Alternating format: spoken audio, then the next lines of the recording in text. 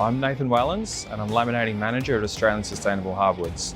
My role is to oversee all finger joint and laminating operations, including decorative laminate, finger joint and structural laminate, engineered flooring and our MASSLAM range, as well as ensuring all product is meeting our strict quality assurance regulations in line with Australian standards. Glulam is a structural engineered wood product which is broken up into 4 steps: drying and grading, finger jointing, laminating, and finishing and fabricating.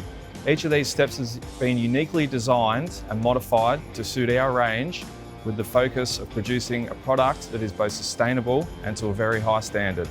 Ash's laminating experience spans 4 decades, beginning with a small workshop producing some staircase components, and has grown into a world-class facility that produces high-quality laminated bench tops, engineered flooring, staircase components, finger joint and structural laminated products, as well as our glue laminated MASSLAM range.